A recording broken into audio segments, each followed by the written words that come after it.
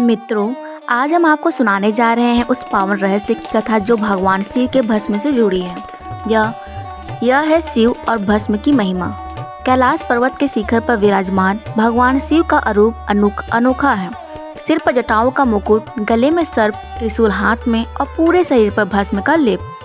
यह भस्म केवल एक आभूषण नहीं बल्कि गहन आध्यात्मिक संदेश का प्रतीक है। भस्म यानी राख, वह जो किसी भी वस्तु के जल जाने के बाद शेष रह जाती है। यह हमें याद दिलाती है कि संसार का हर रूप नश्वर है और अंत में सब राख में बदल जाता है। शिव अपने शरीर पर भस्म लगाकर हमें यह सिखाते हैं कि जीवन में अहंकार, लोभ और मोह का कोई अस्थायी अस्तित्व नहीं है। एक पौराणिक कथा के अनुसार एक बार भगवान शिव ध्यान में लीन थे। उसी समय कामदेव ने आकर उनका ध्यान भंग करने की कोशिश की। महादेव ने क्रोध में अपनी तीसरी आंख खोल दी और कामदेव भस्म हो गए। उसी भस्म को शिव ने अपने शरीर पर लगाया। तब से भस्म उनके स्वरूप का अभिन्न अंग बन गई। शिव शमशान वासियों के स्वामी भी हैं।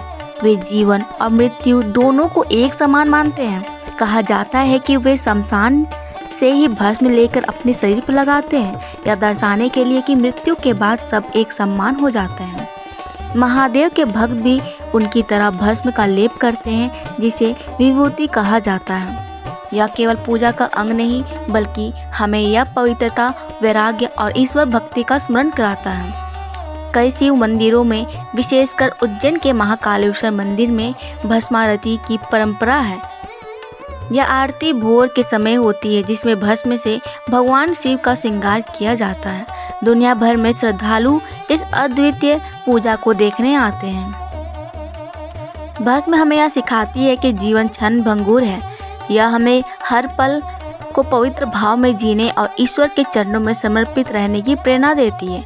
मित्रों, शिव और भस्म की महिमा केवल एक धार्मिक परंपरा नहीं बल्कि यह हमारे जीवन का गहन सत्य है। भस्म हमें याद दिलाती है कि हम चाहे कितने भी बड़े क्यों न बन जाए, अंततः हम प्रकृति का ही एक अंश है।